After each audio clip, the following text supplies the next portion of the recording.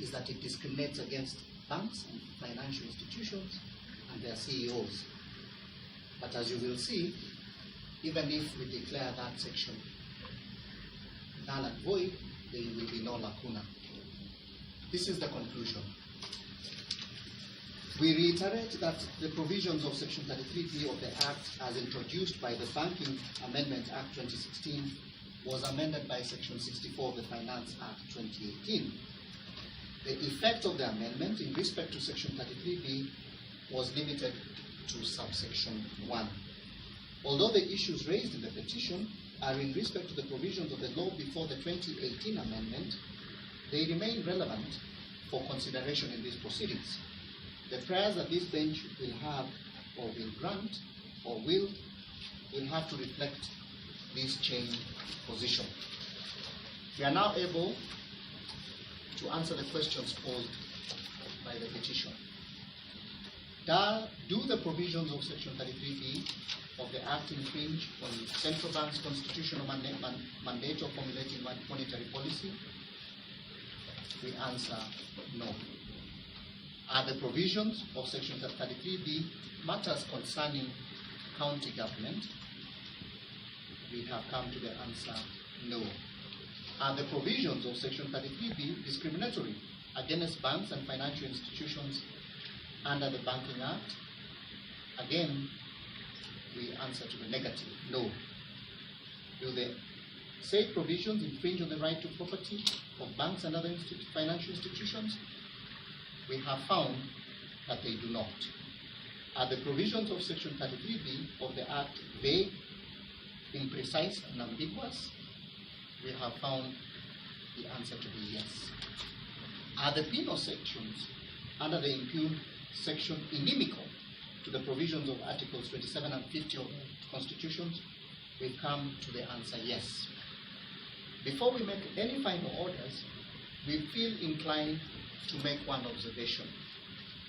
A lesson to be drawn from the provisions of sections 4B, 4C, and 4D of the Central Bank Act is that an integral feature of formulating monetary policy is that it is a consultative process between CBK and the executive through the Cabinet Secretary of Treasury.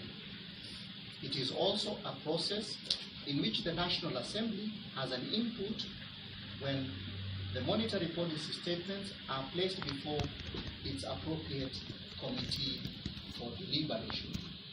Although CBK has the ultimate constitutional authority to formulate monetary policy, the collaborative involvement of the other two organs is testimony of the importance of matters of this nature, and therefore the need to have the input of not only the executive, but Parliament being the people's representative. One organ cannot act in isolation. Although we have found that the provisions of Section 33B are matters that may be outside monetary policy, we think that a framework that regulates interest rate charged by banks and financial institutions have far-reaching consequences.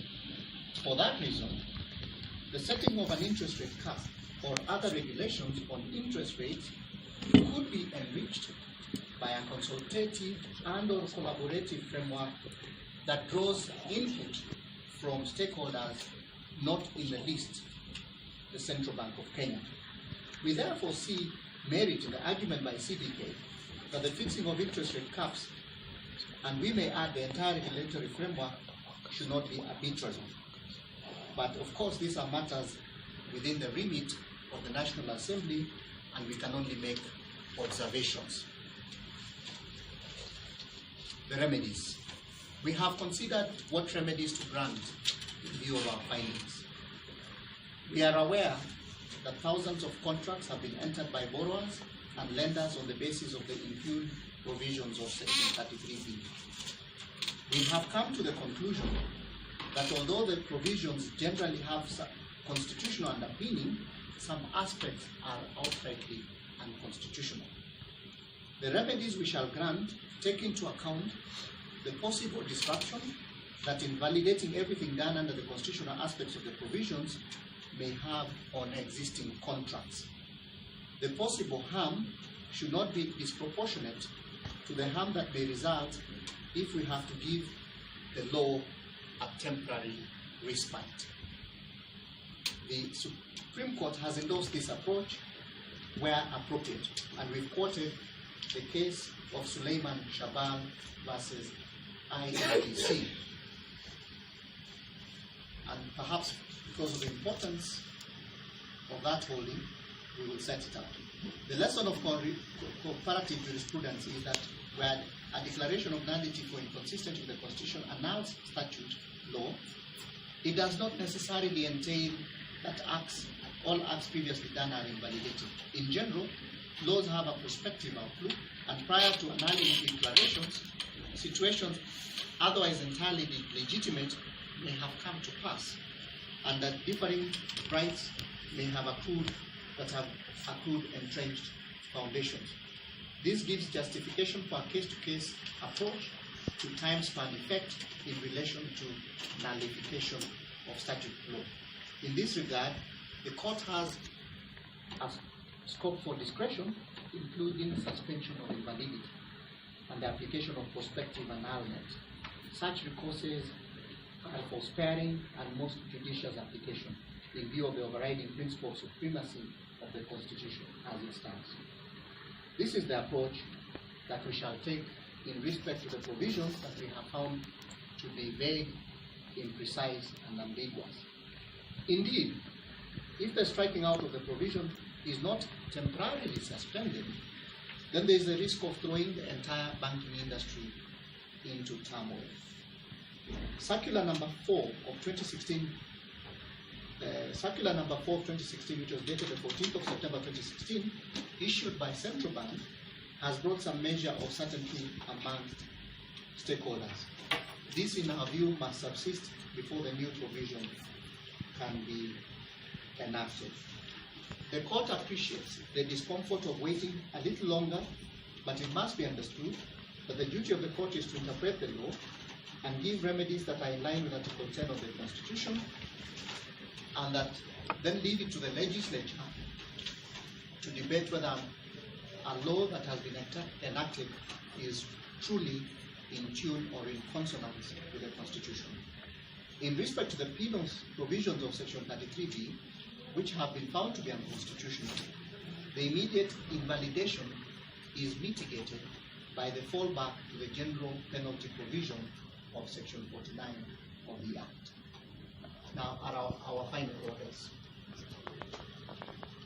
Section 33B1 and 33B2 of the Banking Act, Cap 488, be and are hereby declared unconstitutional, null and void. 2. In view of the consequences of the declaration above, the same is suspended for a period of 12 months from the date of delivery of this judgment to enable the National Assembly to act and make appropriate amendments to the impugned section. In default of Order 2 above, the declaration of invalidity shall take effect. The fourth order, Section 33B3 of the Banking Act is hereby declared unconstitutional, null and void. The last order, as this is a public interest matter, each party shall bear its own costs. So those are the orders of court.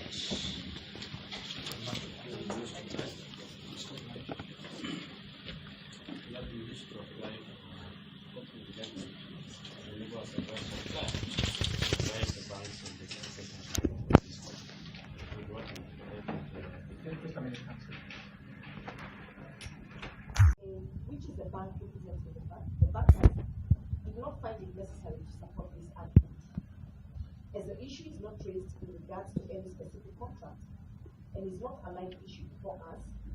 We say no more on it.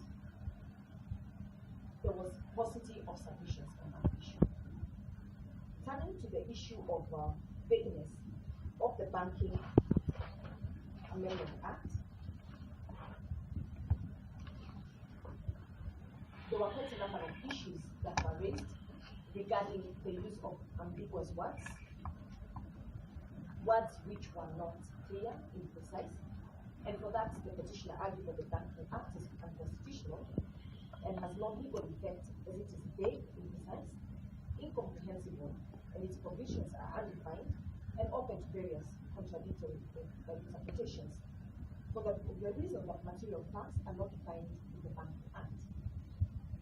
And we set out all the actions, and I believe that you'll be able to go through the judgment.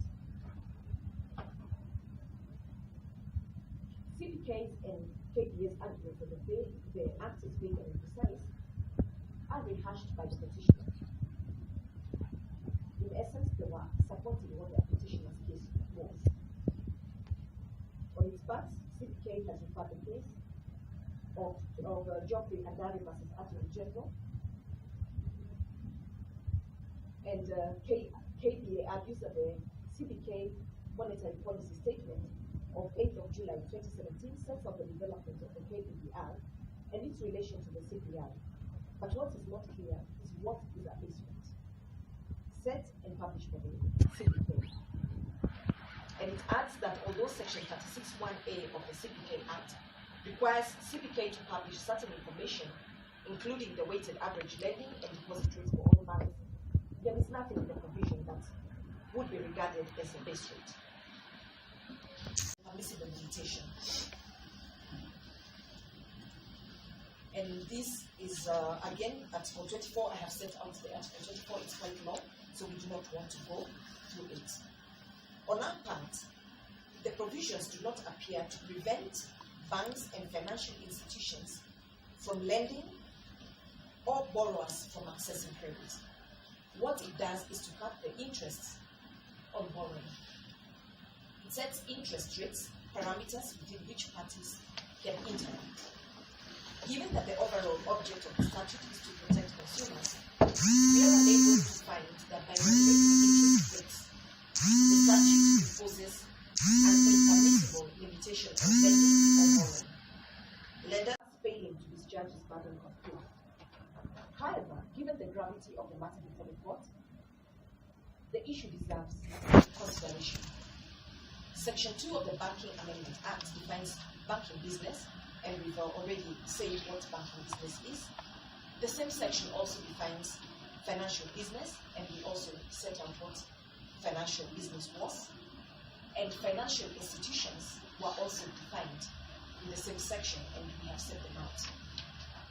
So Section 33B of the Banking Act talks over bank or financial institution. Now, the Black's Law Dictionary, 9th edition, defines discrimination as differential treatment, a failure to treat all persons equally when no reasonable distinction between those favored and those not favored has been set out.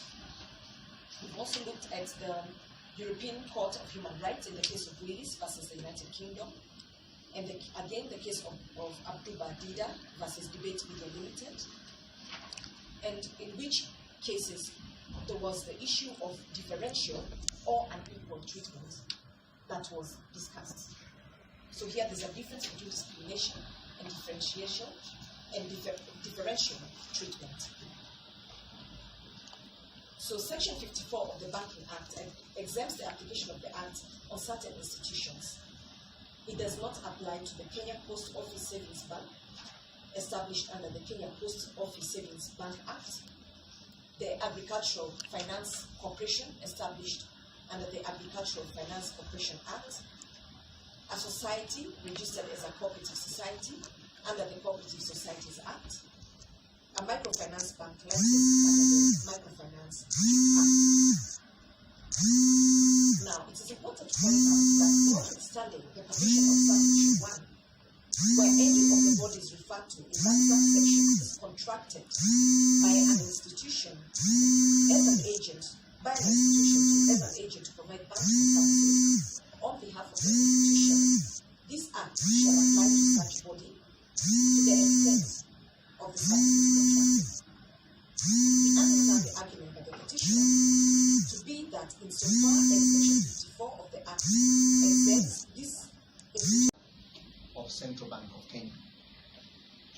What is not apparent is whether the legal framework that regulates the manner in which banks and financial institutions charge interest for facilities granted to their customers is also a function of monetary policy. In other words, the petitioner has not clearly demonstrated that the provisions of Section 33B of the Act violate CBK's constitutional mandate of formulating monetary policy. For this reason, some latitude must be given to the National Assembly that in enacting the challenge provisions, they did not act outside the Constitution. In arriving at this decision, we pay homage to the principle of the presumption of constitutionality of legislation.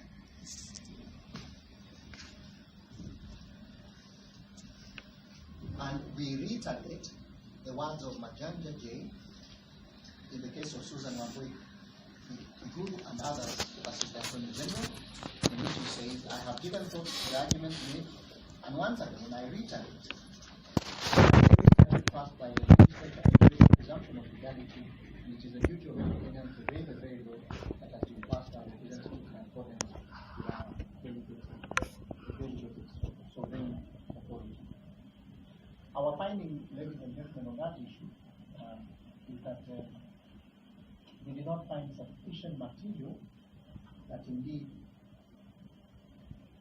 issues of Section 33B were in fact questions of monetary policy. And for that reason, we gave latitude to the decision by Parliament. I turn to a second issue, which is whether this Act stands county government. And I'll be very quick on this.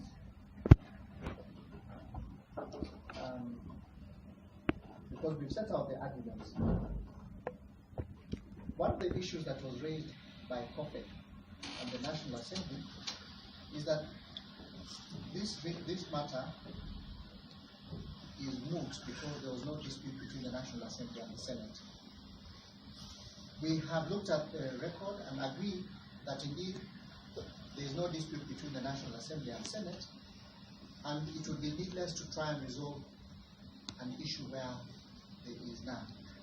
However, that notwithstanding, we note that the petitioner did not demonstrate that the Banking Act was a bill concerning county government or a special bill in line with Article 111 of the Constitution of Kenya to have required for passing of Senate. Indeed, a bill concerning county government is well set out in Article 110(1) of the Constitution, which we have set out. Now, the petitioner's case was substantially anchored on the proposition that the statute touched on monetary policy. Even if we had agreed with that proposition, matters of monetary policy fall under Part 1 of the 4th Schedule of the Constitution, which allocates that responsibility to national government. This is not a function of county government. But we affirm the view that the bill was on regulation of banking and falling under Part 1 of the 4th Schedule as a function of the national government. There was no requirement that the Banking Amendment Act receives Senate's approval. Now, the fact that the sponsor of the bill had in the memorandum of object and reason stipulated that this was a bill concerning county governments does not change the nature and character of the bill. It did not touch on a matter falling within the function of county government, and the erroneous characterization could not override the provisions of the Constitution. There is therefore no merit in the petitioner's submission that the Act or the provisions thereof are unconstitutional because it did not pass through government. I now invite my sister.